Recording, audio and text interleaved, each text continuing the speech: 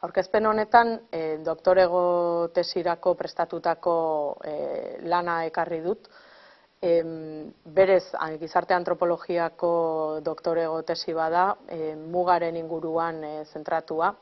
Gizarte antropologiaren ikuspegitik mugen antropologiaren korrontearen baitan kokatuko genukena, eta antropologia politikoaren garapenarekin estuki lotua.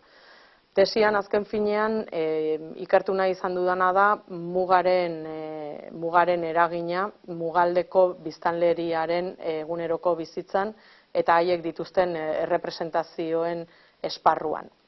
Honekin esan nahi dudana da bereziki muga politikoez jardun dudala, euskeraz muga esaten dugunean kontzeptu honekin hainbat adiera jasotzen ditugu, batetik hitzak berak esaten duenaren harira espazioa eta denborari dagozkion bereizketak edo definizio esparruak gauzatzen dituztenak, eta bestalde batetik beste bi esanahi interesgarri ere eta itxuraz kontrajarriak izango liratekenak helmuga edo helburua eta oztopoarekin zerikusia izango luketenak.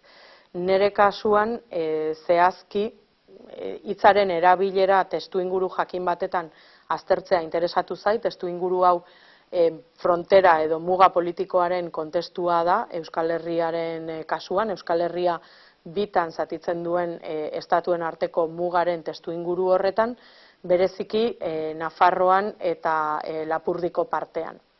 Horretarako landalana gauzatu nuen Saretako eskualdean, Sara eta Zugarramurdin bereziki, eta baita neurri txikiago batetan eta helburu konparatibo batekin Luzaiden eta Aezkoako partean.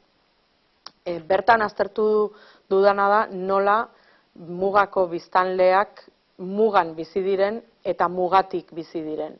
Zer nola bilakarazi duten itxura guztien arabera oztopo bat izango litzatekena, populazio bat bitan zatitzen duen frontera politiko bat, baliabide aberats batetan. Baliabide bat ez soilik ekonomiaren ikuspegitik, hor egon diren ekonomia formal eta informalaren garapenaren ekonomia formal eta informalaren garapenari lotuta, baizik eta baita ere mugaz gaindiko harremanei lotuta ere edo hoiei dagozkienean ere.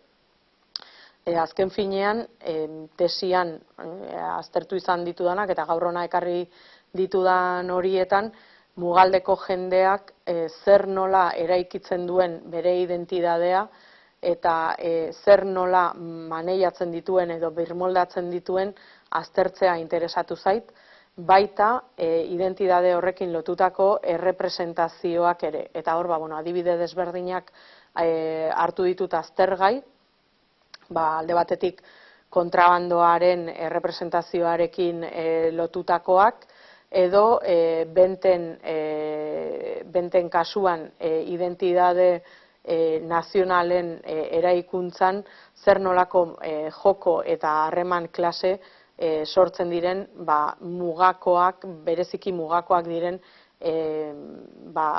establezimendu edo benta berezi horietan, bertan bateratzen direlako komertzioaren atala, taberna edo jatetxearen izaera, ostatuarena, eta nolabait ere horiek guztiak ere gaur egun mugaturismoaren baitan garapen berezi bat izan dutelako. Eta azken finean antropologiaren ikuspegitik 20. mendearen amaierako eta 21. mendeko bilakaera horiek guztiak zer nola gauzatu diren ekarri nahi izan du ditut hona.